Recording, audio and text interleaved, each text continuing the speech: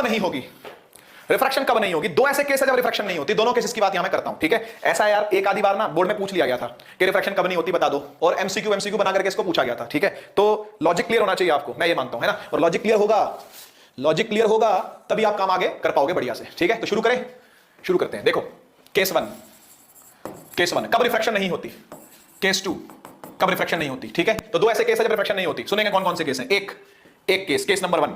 अच्छा, मैंने इंटरफेस बनाया बच्चों, इंटरफेस बनाया, इधर भी बनाता हूं इंटरफेस, ठीक है? इंटरफेस बनाता हूं। तो लाइट को ले आते हैं, पीली light, yellow light, dirty light. इस बार लाइट को लाया, किसी एंगल पर नहीं लाना,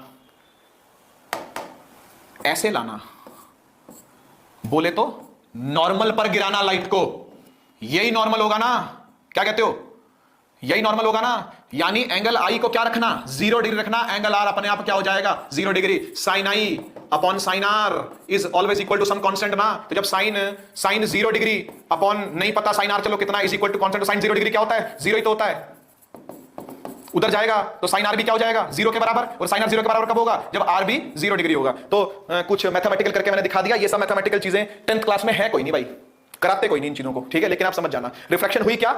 क्या कोई रिफ्लेक्टेड एंगल आया? क्या कोई बेंडिंग हुई? क्या नहीं हुई। जैसे गिराई सीधी निकल गई लाइट सीधी निकल गई, ठीक है? तो कब नहीं होती? केस नंबर वन जब एंगल आई ही 0 हो, ठीक है? यानी it is falling on normal पर गिराओगे अगर रिफ्लेक्शन नहीं होगी। नॉर्मल पर गिराओगे अगर रिफ्लेक्शन नहीं होगी। आया समझ में?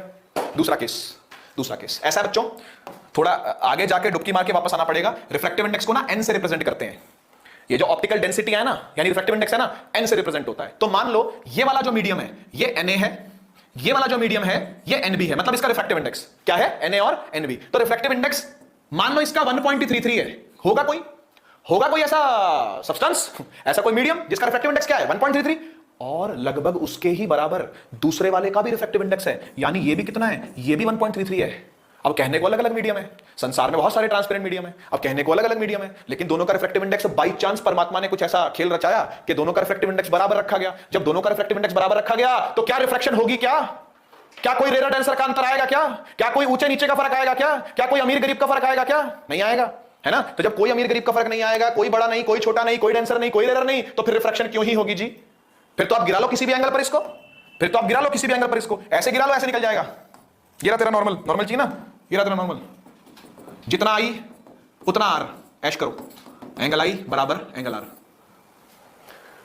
ठीक है? ये सिस्टम है। तो इन दो केस के अंदर रिफ्लेक्शन नहीं होगी। कब नहीं होगी?